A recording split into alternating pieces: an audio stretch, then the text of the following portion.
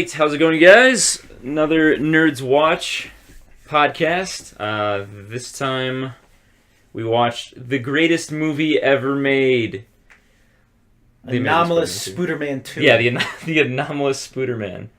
So yeah, we watched The Amazing Spider-Man 2, the Andrew Garfield one, made by Sony, and I think it came out in like 2012, 2013, I don't know.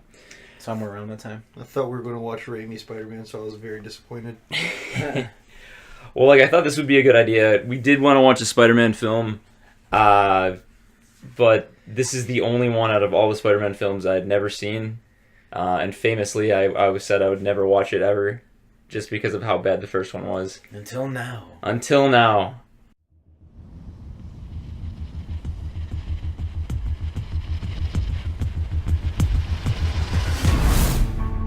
Every day, I wake up knowing that the more people I try to save, the more enemies I will make. He did it for you guys.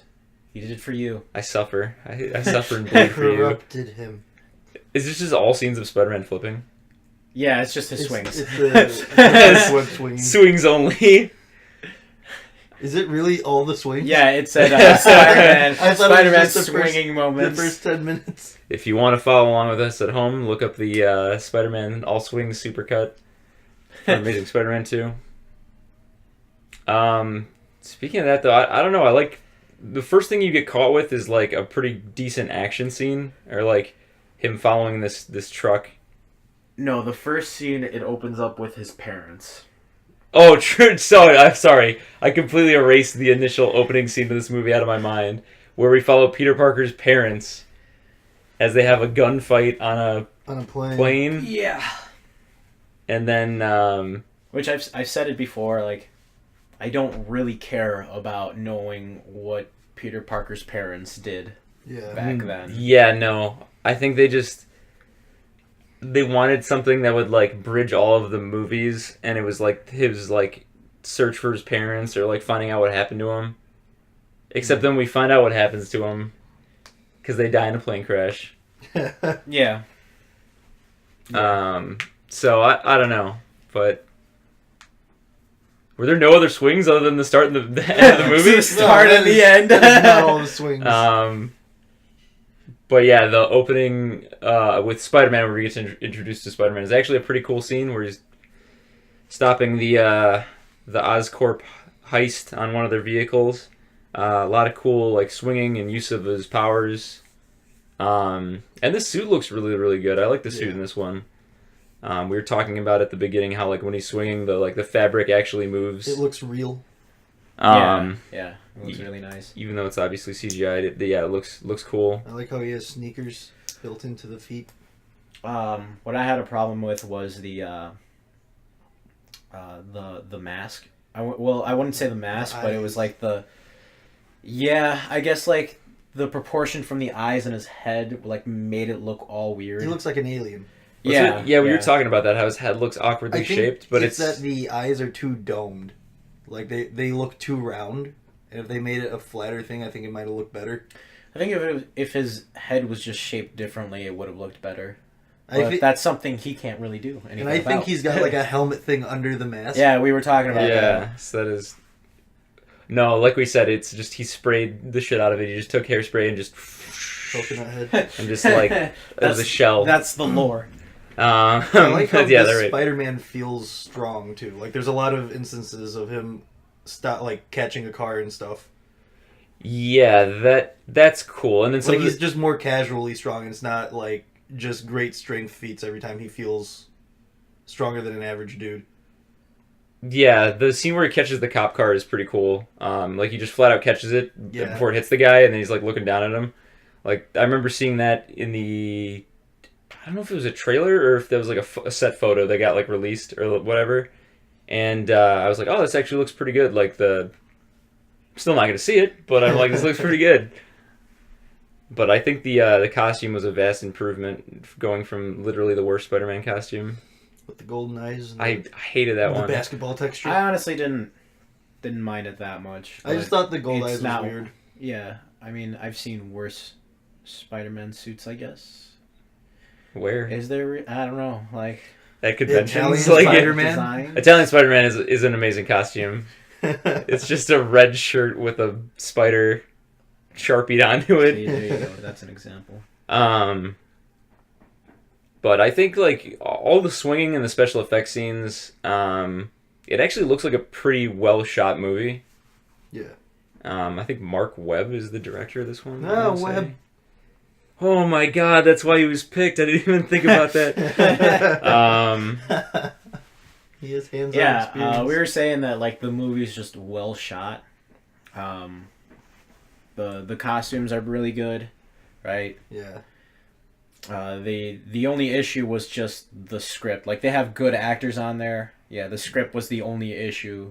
Yeah. That we had a problem with on the movie itself. And criminal misuse of Rhino. I am the Rhino. Yeah, no, I think really, yeah, what it boils down to is the visuals were there, the acting ability was there, because like I don't dislike Andrew Garfield. I'm not crazy about his Spider-Man.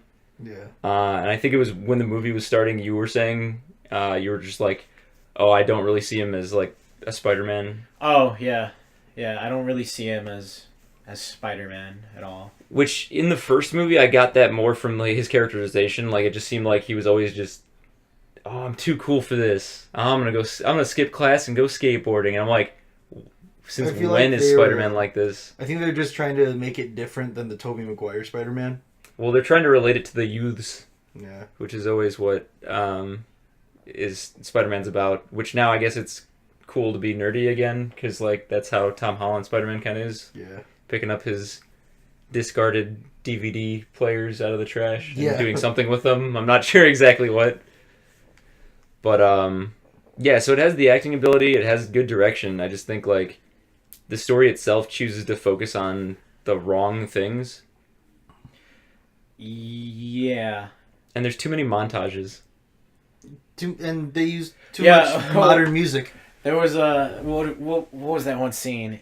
He's like he finds out that Gwen's gonna leave the country, right? And then he has that scene where he's like putting pictures of her on the wall and like connecting it with like lines and then like his parents are involved with it too. Like what the fuck is going on? Yeah, he looks I don't remember either of those plot points. I'll definitely the Spider-Man. Oh, tiny hand. Oh my God, that wasn't in the Spider-Man game. It was actually from this. And it was in the Spider-Man game. Little tiny spider hand. I'll definitely put that montage scene in the edit, because like it's just such a weird scene to have. It's playing like slightly upbeat music. Yeah. And then it's at the end it makes him look like a crazy, like insane person. Yeah. Like he's like trying to find a serial killer or something like that. And why is he using tacks with anything? He can shoot webs. But now nobody knows he can shoot webs. What if somebody walked into his room and saw his creepy serial killer board? What if someone opened his closet and just saw the fucking the mask that's sitting right there? Yeah, I forgot about that. Out in the open. He like gives up being Spider-Man for a short amount of time, and then opens his closet to find the mask just sitting there. Even Tom Holland puts it in the laundry hamper. You're Spider-Boy? Yeah, I think this is you, right? Look at this. This is you. There's too many scenes of this where it was too much. Focusing on like the relationship between like scenes Gwen of Emma Stone. Well, that's true. I mean, it's Emma Stone. It's acceptable. Yeah.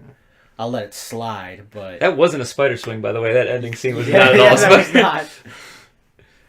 not. Let's watch the Avengers fight scene from the opening. No. But I think there's like Electro fight. You said like in this movie, it seems like Spider-Man's actually like intelligent, like the way he uses his web. Yeah. It all stems from the fact that they gave him web shooters, which wasn't present in the Raimi movies. Yeah. So there was more constant reminders that the kid's smart.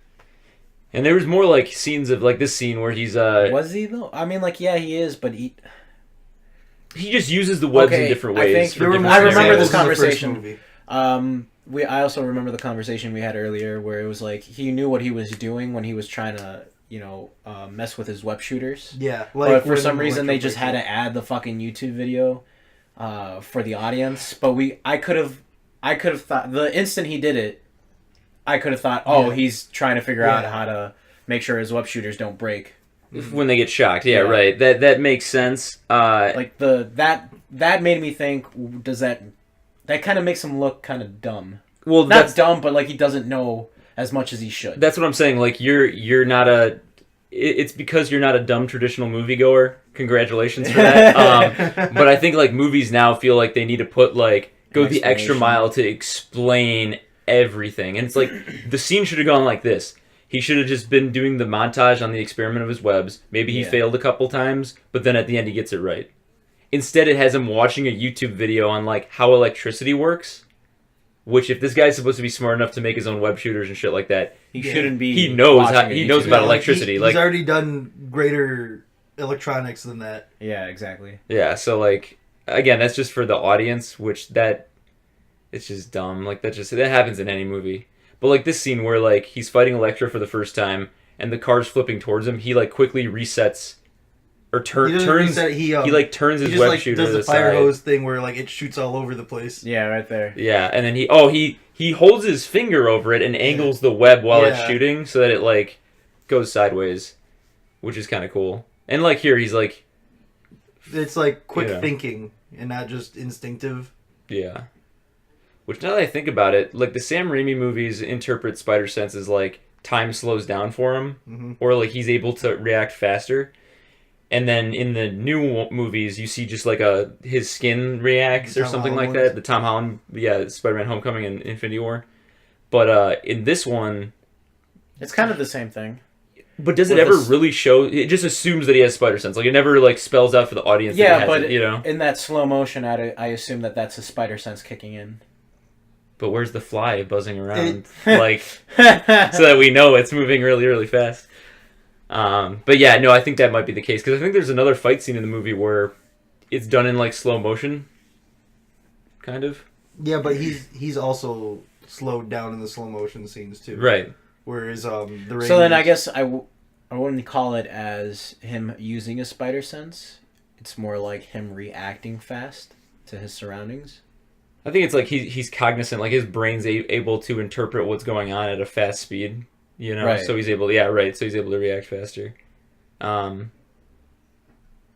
Man, he just looks down at the water in the scene. Hydro Pump, Hydro Man. But a lot of people bitched about the third Sam Raimi movie for having too many villains. This movie has way too many characters in it. Oh, hey, look, it's Felicia Hardy. Oh, look, it's Smythe. I don't mind the characters. They just pulled off the same thing as the third movie where they had two villains instead of just focusing on one. Spider-Man 3 had 3 villains. Did it have 3 villains? Yeah. One became a friend halfway through. Two were friends. Oh, yeah, that's right. He vomits electricity all over his face. Yeah. Must not have been paying attention during that scene. I don't mind them just dropping down characters in the background. Like Smythe and Hardy. Yeah, that I don't mind. I was okay with that. But yeah, the fact that there's like he goes from epic fight scene with Electro to fight scene with Green Goblin that we hadn't seen until that point. And it just seemed like Goblin felt shoehorned. Yeah. Globulin. And then of course there's the famous I don't know, I feel like it felt like it was too planned ahead by Sony. Like Sony was like, we're gonna make 9 more movies after this. Their expectations were too high. Because I was reading on IMDb that like I guess when Spider-Man 2 came out, even before they had like just after the initial box office weekend, before they could even see like how it did extended, they're like, Spider-Man 3 and 4 are for sure gonna happen. Amazing Spider-Man 3 and 4. Are they though? And then they're like, Sinister Six movie. Aunt May movie that nobody wants. Silver Sable. Silver Sable Black Cat movie, which like, okay, that's fine. You set up these characters, but like, you are just way too confident about the fact that this movie is gonna like do really well. Because I think even the first one that was came out, lukewarm. I didn't think that it was an amazing reaction to it. Like it got like maybe like a 70 something on Rotten Tomatoes. Yeah, I might be wrong, but it didn't score high. Yeah. On its ratings. I think Sony was trying to move too quickly. It's kind of what like DC syndrome, where like DC's trying to move their cinematic universe a little too quickly. Yeah. And it runs into problems where like actors don't want to be part of your cinematic universe anymore. You can't have the budget to make a movie every single year. I mean, hell, even Star Wars is running into that issue. Well, their problem was for Star Wars, it's not the budget. The problem was that they were just not putting the right amount of time and effort between their movies, and that's why they announced that they're slowing down. Yeah, right. And I that it should be that way. You shouldn't release a movie every year. Like even, Marvel, they built up to it. Like they had Iron Man 1, and then they waited like a year or two, and then it was Hulk, and then they waited again, and then you get Iron Man 2, then they wait again, and you get Captain America and Thor. Yeah. So like they didn't do a movie every year, and even then it was like you weren't getting an Iron Man movie every year, It's like you're getting different characters. Variety. And I think that's probably the smartest way to do it. But, so I think they were just moving way too quickly. Yeah, like, the example with Star Wars, that they got the formula, they're just rushing at it. Yeah, and there's no reason to do that. Like you said, they should have just started off slow. Yeah, like people will go see the movies regardless. Like even if you release one every other year, like I even still think that's too like close together. Especially when you have the main movies, you have the anthology movies like Rogue One and Solo. People are just gonna eventually get burnt out. Like it's just there's too many movies to go see, and eventually somebody's gonna make the choice. I'm not gonna go into the theater and see this one, I'm just gonna wait for it to come out on DVD, and then that affects their bottom line. But yeah, I guess the reason this one really like went downhill was, I think Andrew Garfield didn't want to be a part of it anymore, and he started like not showing up at like events and stuff like that. And I know that there were issues with him not showing up at events. When they were about to announce Amazing Spider-Man 3. I forgot where they went, but he still felt sick from the jet lag, and he didn't want to show up. Yeah.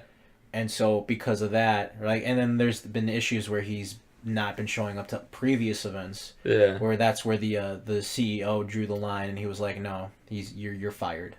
Oh shit! They just straight fired him. He got fired for that. I don't know, because I think it's under his contract too that he has to show up to those events. That's kind of an overreaction too. Like, I don't know. There's been like other issues as well I think there were other issues with him too. Yeah. I could see that. But, I think that was kind of what put the nail in the coffin. But the fact that in the second movie, you just show all the villains' origins. Yeah. By just having a character walk down a hallway of costumes. All their equipment, yeah. I think that just showed a level of overconfidence. And the fact that they were going to make a Sinister Six movie without establishing all the villains first. Like, okay, now you've got Lizard, right, from the first movie, maybe. You've got Green Goblin. I keep wanting to say it wrong now because I've been pronouncing it wrong. You've got Electro, so that's 3. You got Rhino, so 4. So you need 2 more villains. You do a Doc Ock, you do a Vulture or whatever. Yeah. You just throw those guys in there? Or were they going to be in Amazing Spider-Man 3? Like, I don't understand what order they were going to release the movies in or how they were going to do it.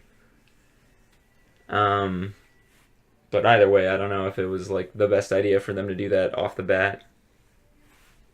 Yeah, no, it wasn't. Because I know that's what turned me off to the movies. I was like, oh my god, here's a list of 6 movies. And it's like what DC's doing, like, hey, we have that Jared Leto Harley Quinn movie that's coming out. But then we also have another Joker movie. Oh, and then we have The Batman. Originally, it was just going to be that one Joker movie with Joaquin Phoenix, right? Yeah. And then, I think, there were rumors about Jared Leto having problems with it. But those were just rumors. And then that's when they just announced, like, hey, we're going to have another Joker movie with Harley Quinn. But that's going to be Jared Leto and Margaret Robbie. And then they're doing... There's just, you can look it up. There's a list of all the movies that DC has mentioned, not the ones that are in production, but ones that have just flat out been mentioned. Yeah. And the list is just ridiculously long of movies that probably will never get, that definitely will never get made.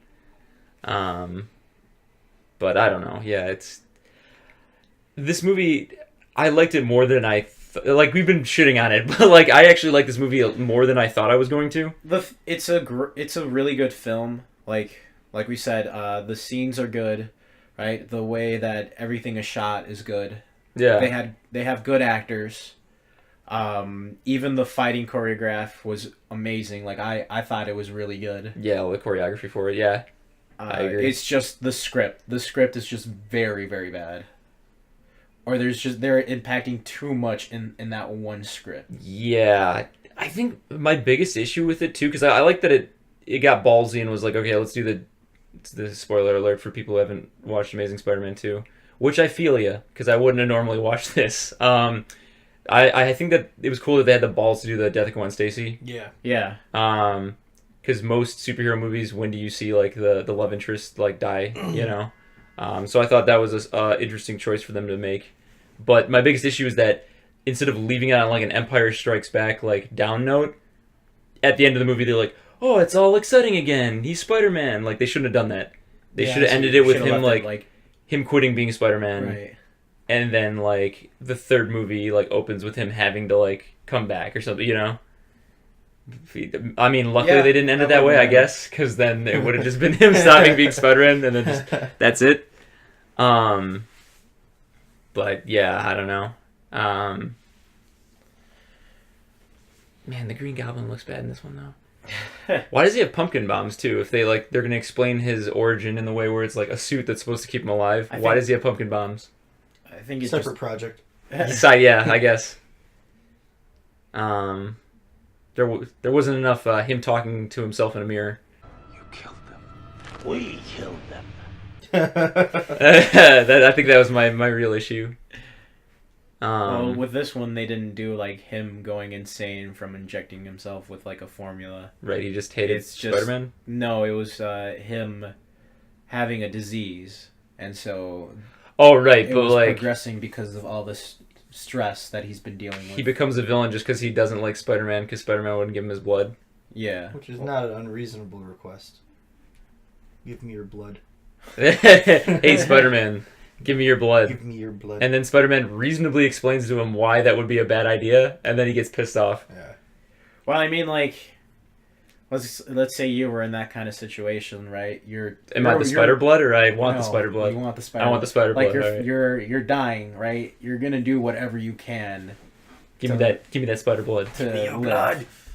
Right. Of course, you don't want to die at a young age. You want to keep living. But like, do they establish that he's gonna like die soon? His father died. Yeah. His symptoms were progressing faster than his father's did. Yeah. Okay. We were talking about I forgot we kind of talked about the stress was like making it move faster or whatever. The fact that he had to take over like the company at such a young age. Can we talk about the lightning bolt on Electro's suit? I forgot about that. Freakazoid lightning bolt. There's just it's like a Gatorade lightning bolt on his suit. Why? We get that he has electric powers. Why does he need a lightning bolt on the suit? Because the audience won't know if he does use electricity as if his it's power. truly electricity. I like what you had said that it's just the fucking dude's so geeky, so he's like, it needs a lightning bolt on it. Yeah, I think that was it. He's really just fucking nerdy. And then Harry's I was making that joke, right? Like saying I think that, so, yeah. Wait, the suit needs a lightning bolt. And then Harry's just shaking his head at him. But like that scene would have been fun, like because to see that. Yeah, the way they characterize Max Dillon is that he's kind of like not a loser, but he's an socially awkward nerd. Mm-hmm. Yeah. Who understands electricity. So he idolizes superheroes. So I think it would be cool if he was like, I got to give myself like a superhero. This logo, is how you do know? it. You have a logo. You put it on your suit. And I think that would have been a more characterization scene for him if he was just like doing that, and then Harry Osborn was like, "What are you doing?" And he's like, "You gotta like." He tried to justify that. And Spider-Man has a spider on his chest. And then later he's putting on I'm the Goblin suit, and he's like, "I should paint these orange, so I've got a logo too." Yeah. Or but like I think that scene would have made more sense if they did that. What is it? Because he even names himself Electro. The one moment, yeah, exactly. That moment where he's talking to the doctor or whatever. Yeah, and he's like, "Call me Electro" or whatever. No, I'm Electro. And it's like, dude. Okay. But it fit his character. But it made sense. Yeah, it made sense for his character. Supervillain origin basement. I really hate the idea that they were not going to have Dr. Ock make his own tentacles.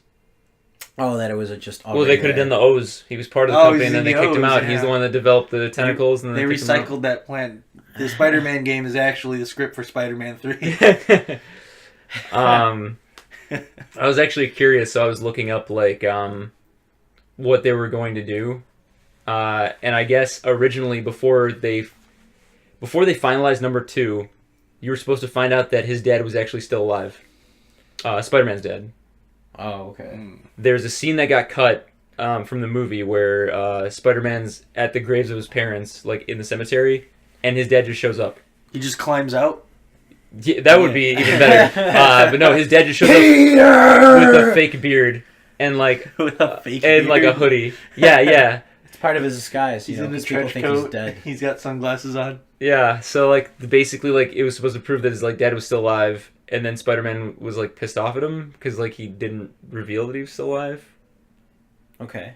I mean, I'd be pissed off too, thinking that Yeah. my dad was dead, but then what he if showed his up. dad's Right. Exactly. The dude who keeps showing up in the prisons and stuff talking to the... Well, see, okay, that was another thing, was that in Spider-Man 3, you're supposed to find out who that guy is, what his connection to Osborn is, and that basically they create the Sinister Foundation, is what it was going to be called.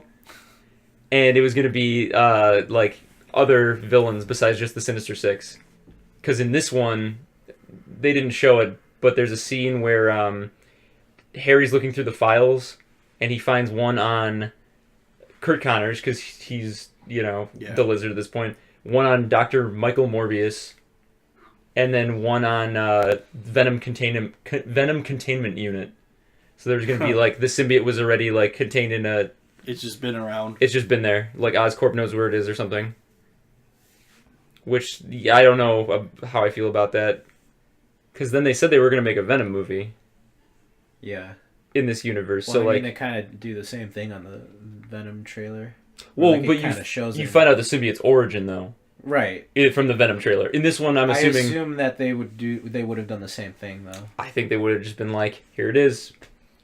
It's been an Oscorp this whole time." I think they would have done that at the start of the movie, but then like as the movie progressed, they would have been like, "Oh, its origin is from," or like this was prequel movie. Maybe. Whatever. Oh yeah, maybe the Venom movie is a prequel film. I don't know. Maybe. I don't know. Who knows? Who cares? Because it'll never happen. Speaking of how they were gonna make a third one too, there's clips online where the guy that plays Captain what's his name? James Woods? No. Stacy. Yeah. But isn't that the actor? No. The actor James Woods is Hades. Oh shit. Okay. Oh, what is this guy's name? It's the dude from Rescue Me. I forget. So he was saying that like the possibility of what would have happened on the third movie was that Peter would make a formula, and then from that formula, he would be bringing people back from the dead. So there was talks about him coming back in the third one, and as well as Gwen Stacy. Yeah, actually, I did hear that. Also, I was reading up on like that Gwen Stacy would come back for the third film, either like from that or as like they would try to do like the Clone Saga sort of. That's what I also heard too. She has water powers, which I don't know about that. That would have been just like overly convoluted and just confusing. A lot of people say that the Sam Raimi movies are like a little like hokey and like they're campy, but like campy. Do you remember when Harry Osborn dressed up like a doctor to get past other doctors in this asylum and break Electro out of prison? So don't tell me that one Spider-Man movie is more comic booky or jokey than another. He didn't dress like a doctor. Yeah, there was a scene where he put a coat on and people were walking by him in the hallway and he like covered his face and he just walked right by him. Was there? Yeah. I don't remember that scene He was supposed to leave the building, I think, or something, but he went another way. We'll start this clip over because it has him taking off the doctor's coat that he was wearing as a disguise. I honestly do not remember. Because he tasers two guys to get in, but then once he's in, to get to the file room to find out where Electro is, he like impersonates a doctor. Yeah, he's fuck, you're right. Yeah, there it is. And I was just like, dude, why is this scene in there? Like, just show us that he finds Electro. You don't have to like Like, the glowing blue guy gives it away. You know where he is. And I'm sure everybody's talking about it, too. Like, hey, you know that glowing blue guy that we have on the 3rd floor? That just is, like, pure electricity? Well, that was kept a secret, too. But, I mean, like, it's people working in there, I guess it was. Yeah, because they were trying to cover up the fact that Oscorp was connected to it. He also was in charge up to this point, too. So he would know what they had going on up until he was ousted. Oh, that's true. Yeah. Well, he knew about it anyway. Yeah. Because he knew the fact that they were going to try to cover it up and blame it on him. But I assume they continued. When he was trying to figure it out, that's when he found out. Yeah. But, I don't know. Yeah, I mean, is it a terrible film? No. Is it a terrible Spider-Man film? Maybe. But I don't know. It's one of those ones where it's just like... It's meh. It's okay. It's a movie that I would definitely just watch again once in a while here and there.